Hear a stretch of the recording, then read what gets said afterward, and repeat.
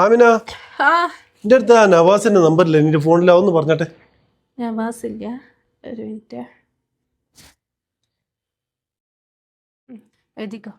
6 8 3 എന്ത് 6 8 3? നീ ഇംഗ്ലീഷിൽ പറ.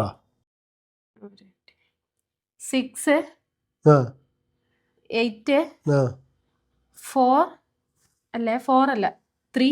കഷ്ടം പണ്ടാരടങ്ങൻ. 6 8 ഇത് ഇന്നങ്ങറ്റാവോ? 6 8 പിന്നെ പറ. എനിക്ക് ഇംഗ്ലീഷ് പറയാൻ അങ്ങനെ കിട്ടുന്നില്ല, അതാ ഞാൻ മലയാളത്തിൽ തന്നെ പറഞ്ഞുതരാം. എഴുതിക്ക 6 8. മതി 6 8. നീ ഒരു കാര്യം ചെയ്യും, ഒരു പേപ്പറിലാടെ എഴുതി വെക്ക്. ഞാൻ വൈകുന്നേരം കോളേജ് വിട്ടിട്ട് വരുമ്പോൾ വിളിക്കാം. നീ ഒരു കോളേജ് ലെക്ചറുടെ ഭാര്യയല്ലേ, നീ ഒരു ഡിജിറ്റ് നോക്കി പറയാൻ പറഞ്ഞാൽ ഞാൻ 6 8 എന്ന് പറയാം. ഒരു 1 മുതൽ ഒരു 10 വരെ ഇംഗ്ലീഷിൽ എണ്ണാൻ അറിയില്ലല്ലോ. ഞാൻ പോന്നു. ഇത്ര തിരക്കില്? സോറി സാർ, ഞാൻ ഈ ഫ്ലാറ്റിൽ തന്നെയുള്ള മണീച്ചൻ പ്രൈവറ്റ് ഗ്രൂപ്പിന്റെ പുതിയ അപ്പോയിന്റ്മെന്റാ. ഇന്ന് 9 മണിക്ക് ജോയിൻ ചെയ്യാൻ പറഞ്ഞതാ, ഞാൻ കുറച്ച് വൈകിപ്പോയി, അതാ തിരക്കാണ്. സോറി. ഓ സാരില്ല, കുഴപ്പമില്ല. പക്ഷെ എവിടെയോ കണ്ടതുപോലെ ഉണ്ടല്ലോ. ആ റഫീഖ് അല്ലേ? ആ നാദിറ, നീ വലിയ ബിസിനസ്സുകാരനായി ഗൾഫുകാരനെല്ലാം കല്യാണം കഴിച്ച് ഗൾഫിൽ പോയാണല്ലേ. നീ പിന്നെ എങ്ങനെ ഈ മണിച്ചൈൻ ഗ്രൂപ്പിൽ എത്തിപ്പെട്ടെ? റഫീഖാക്ക് എല്ലാം ഓർമ്മയുണ്ടല്ലോ. എങ്ങനെ മറക്കും? കോളേജിൽ എന്റെ ജൂനിയർ ആയിരുന്നു നിന്നെ. 5-8 വർഷം പ്രേമിച്ചതല്ലേ ഞാൻ. പഠനത്തിന് ശേഷം ഞാൻ നിന്നെ പ്രേമിച്ചോണ്ടേയിരുന്നു. എന്തെല്ലാം സ്വപ്നങ്ങളായിരുന്നു നമ്മൾ ഒന്നിച്ച് ജീവിക്കാന്ന് പറഞ്ഞ മെനഞ്ഞെടുത്ത്. നെഹ്റു പാർക്കിലും പയ്യാമ്പലം ബീച്ചിലെല്ലാം പോയി എന്തെല്ലാം സ്വപ്നങ്ങളായിരുന്നു. അതെല്ലാം ഒരു നിമിഷം കൊണ്ട് നീ കാറ്റ് പറത്തിയില്ലേ. ആ സമയത്ത് ജോലി അന്വേഷിച്ച് നടന്നുകൊണ്ടിരുന്ന എന്നെ തേച്ചിട്ട് നിന്റെ ഉപ്പ കൊണ്ടുവന്ന ആ ആലോചന ആ ഗൾഫുകാരന്റെ കൂടെ കല്യാണം കഴിച്ചിട്ട് പോയതല്ലേ നീ ഗൾഫിലേക്ക്. തെറ്റ് റഫീഖാന്റെ ഭാഗത്താ. അന്ന് ജോലി അന്വേഷിക്കാനെന്നും പറഞ്ഞിട്ട് മുംബൈയിലേക്ക് പോയിട്ട് പിന്നെ 6 മാസത്തേക്ക് ഒരു വിവരം ഉണ്ടായിരുന്നില്ലല്ലോ. അപ്പൊ എനിക്ക് ജീവിക്കണ്ടേ. ആ സമയത്ത് ആ ഗൾഫുകാരന്റെ ആലോചന വന്നത്. അപ്പൊ ഞാൻ അതിന് സമ്മതിച്ചു, അത്രേ ഉള്ളൂ. പിന്നെ എങ്ങനെ ആളെ പറ്റിക്കുന്ന ഈ മണിച്ചൈൻ ഗ്രൂപ്പിലെത്തി? അതെല്ലാം വലിയ കഥയാ, ഇപ്പൊ സമയമില്ല, അത് ഞാൻ പിന്നെ പറയാം. റഫീഖ് എന്താ ഇവിടെ? ഞാൻ ഇവിടുത്തെ ഈ പ്രൈവറ്റ് കോളേജിലെ ലെക്ചറാണ്. ഓ, അപ്പൊ റഫീഖ് എപ്പോഴും ഇവിടെ തന്നെ ഉണ്ടാവും അല്ലേ? എന്നാ ഈവനിങ് കാണാം. ഓക്കെ. പണ്ട് സ്കൂൾ പഠിക്കുന്ന സമയത്ത് ഞാൻ 1 മുതൽ 100 വരെ ഇംഗ്ലീഷിൽ എണ്ണേനും. ഇപ്പം എല്ലാം മറന്നുപോയി, എന്നാലും ഞാൻ പഠിച്ചെടുക്കും. 4 5 6. അപ്പൊ അയാൾ നാദിനെ ഒഴിവാക്കിയല്ലേ? അയ്യോ റഫീഖ് എന്താ പറയുന്നത്, ഞാൻ അയാൾ ഒഴിവാക്കിയേ. ഞാൻ ഗൾഫിൽ നിന്ന് വന്നതിന് ശേഷം വക്കീൽ മുഖാന്തരം നോട്ടീസ് അയച്ചു, പിന്നെ കോടതിയിൽ നിന്ന് ഡിവോഴ്സായി. ആടുന്ന് കള്ളുകൂടിയും ചീട്ടുകളിയെല്ലാം ആയിട്ട് എല്ലാം നശിപ്പിച്ച്. കടയാണെങ്കിൽ കണ്ണ് കണ്ട ജോലിക്കാരെയെല്ലാം ഏൽപ്പിച്ചിട്ട് അതും നശിപ്പിച്ച്. പിന്നെ ഇനി ആടെ നിന്നാൽ ആടുന്ന് തെണ്ടേണ്ടി വരും എന്നുള്ള അവസ്ഥയായപ്പോൾ ഞാൻ ഉപ്പാനോട് കാര്യങ്ങളെല്ലാം പറഞ്ഞ് ഞാൻ മെല്ലെ ആടുന്ന് ഇങ്ങോട്ട് ചാടി. ഞാൻ നാട്ടിൽ വന്ന് പഠിച്ച് ജോലി നേടി. ഞാൻ 2 കൊല്ലം കാലിക്കറ്റ് കോളേജിലുണ്ടേനു. പിന്നെ എനിക്ക് എൻ്റെ നാട്ടിൽ തന്നെ ജോലി വേണം തോന്നിയത്, അങ്ങനെ ഞാൻ ഇങ്ങോട്ടേക്ക് വന്നത്. റഫീഖ, ഞാൻ 100 വരെ ഇംഗ്ലീഷിൽ എണ്ണാൻ പഠിച്ചു കേട്ടാ. ഇന്ന് അച്ചാറെടുത്തേ. ഇന്ന് ഞായറാഴ്ച അല്ലേ, അതുകൊണ്ട് നിങ്ങൾക്ക് ഇഷ്ടപ്പെട്ട ബിരിയാണി തന്നെ ഉണ്ടാക്കിന്. നിങ്ങൾ കഴിക്കറ, എന്താ കഴിക്കാത്ത?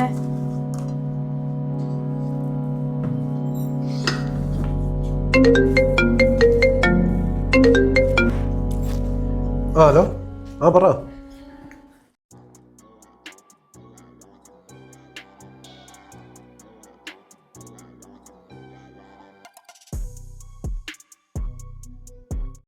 ഇതുവരെ ഇല്ലാത്തൊരു ശൃംഗാരെല്ലാം ഉണ്ടല്ലോ, ആരോടാണ്?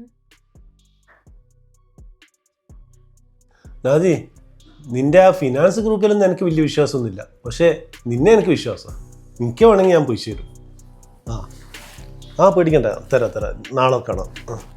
Okay. Good morning. Good morning Nadira. ഏതായാലും ഇവിടെ വെച്ച് കണ്ടത് നന്നായി. ഞാൻ ആ പൈസ കൊണ്ടുവന്നിട്ടുണ്ട്. നീ ചോദിച്ചേ. നീ 4 ലക്ഷം അല്ല ഞാൻ ചോദിച്ചത്, ഇത് 5 ലക്ഷം ഉണ്ട്. ആട്ടെ, എനിക്ക് എന്തായാലും ഇപ്പൊ ഇത്ര അത്യാവശ്യം പൈസക്ക്? അത് ഞാൻ ഈ ഫിനാൻസ് ഗ്രൂപ്പിൽ നിന്ന് കുറച്ച് ലോണെല്ലാം എടുത്തിട്ടുണ്ട്. നമ്മളേതായാലും പുതിയൊരു ജീവിതം തുടങ്ങാൻ പോകുമല്ലേ. ഇപ്പൊ ഉള്ള കടയെല്ലാം വീട്ടിട്ട് സമാധാനത്തിലൊരു ജീവിതം നയിക്കാൻ. അല്ല എന്തായി അങ്ങനെ നിങ്ങൾ കണക്ക് വീട്ടിലേക്ക് അയച്ചാ? നിന്നെ കാര്യമൊന്നും പറയണ്ട. ഒരു തരം മന്ന ബുദ്ധി സൈസാണ്. ഒരു ബുദ്ധിയില്ല. ഒരു 10 പേരുടെ കൂട്ടത്തിൽ കൂട്ടാനും പറ്റില്ല. ഞാൻ പെട്ടുപോയതാ സത്യത്തിൽ. ഞാൻ ശ്രമിക്കുന്നുണ്ട്. എങ്ങനെയെങ്കിലും പണിക്ക് വീട്ടിലേക്ക് അയക്ക്. കുറച്ചും കൂടി കറി കഴിക്കട്ടെ. മതി. നല്ല രുചിയുള്ള ഭക്ഷണമല്ലോ. ഇതെങ്ങനെ വലിച്ചെറിഞ്ഞിട്ട് മോശമെന്ന് പറഞ്ഞിട്ട് വാളുണ്ടാക്കും? ബഹളം ഉണ്ടാക്കിയാൽ അവൾ പിണങ്ങി പോകുന്നു. വേറെ എന്തെങ്കിലും വഴി നോക്കാം. ഇതിൽ അഴുക്കോ ചോറോ ഒന്നുമില്ലല്ലോ, നല്ല വാസനയും. പിന്നെ ഞാൻ ഇത് വൃത്തിയില്ലെന്ന് പറഞ്ഞിട്ട് ഞാൻ എങ്ങനെ അവളോട് ദേഷ്യം പിടിക്കുക? റഫീഖ ഷൂ പോളിഷ് ചെയ്ത് വെച്ചിട്ടുണ്ടേ.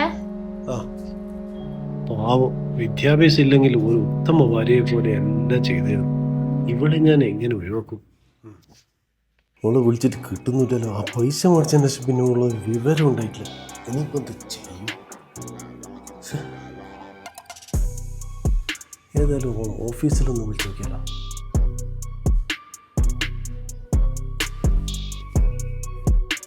Hello, money chain finance group അല്ലേ? അവിടെ ജോലിക്ക് നിന്നിരുന്ന ആ നാദിറ ഇപ്പം അവിടെ തന്നെ ഉണ്ടോ? അയ്യോ, ആ സ്ത്രീ ഇവിടുത്തെ സ്റ്റാഫൊന്നും അല്ല സാർ. ഞങ്ങളുടെ ഫിനാൻസ് ഗ്രൂപ്പിൽ നിന്ന് ലോൺ എടുത്ത് മുങ്ങി നടക്കണം അവർ. ഈ കഴിഞ്ഞ ഒരാഴ്ച അവർ മാനേജർ സോപ്പിടാൻ ഇവിടെ വന്നിരുന്നു ദിവസവും. പക്ഷെ മാനേജർ അത്രക്കാരനല്ല, അവരുടെ ഇടവൊന്നും നടന്നില്ല. അവരെ കുറിച്ച് ഞങ്ങൾ അന്വേഷിച്ചു. അവർ ഇതുപോലെ പല ബാങ്കിൽ നിന്നും ലക്ഷക്കണക്കിന് രൂപ ലോൺ എടുത്ത് ബന്ധുക്കളോടും സുഹൃത്തുക്കളോടും പണം കടം വാങ്ങി പറ്റിച്ച് നടക്കുന്ന വലിയ ഫ്രോഡ് സ്ത്രീയാണ്. അവരുടെ ഭർത്താവ് പറഞ്ഞുകൊണ്ട് ഉള്ള കളിയാണെന്ന് നാം അറിഞ്ഞത്. അടച്ചോനെ, അപ്പൊ എൻ്റെ 5 ലക്ഷം ഉറുപ്പ്യ പോയാ? എന്നാ റഫീഖ കട്ടൻ ചായ. എന്താ നിങ്ങൾക്ക് ഇത്ര ടെൻഷൻ? കുറേ നാളായി ഞാൻ ശ്രദ്ധിക്കുന്നു. എന്താ അത്ര വലിയ ടെൻഷൻ? എന്തെങ്കിലും ഉണ്ടെങ്കിൽ എന്നോട് പറയാറാ.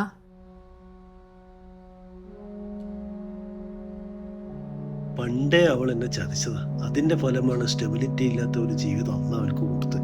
ഇപ്പൊ വീണ്ടും പൈസയും പറ്റിച്ചു. ഇനിയും കുറച്ചുനാൾ അവൾ നിന്നിരുന്നെങ്കിൽ എൻ്റെ പൊന്നു പോലത്തെ ഈ ഭാര്യയും അവളോടത്തുള്ള സുഖകരമായ ജീവിതം എനിക്ക് നഷ്ടപ്പെട്ടേനെ.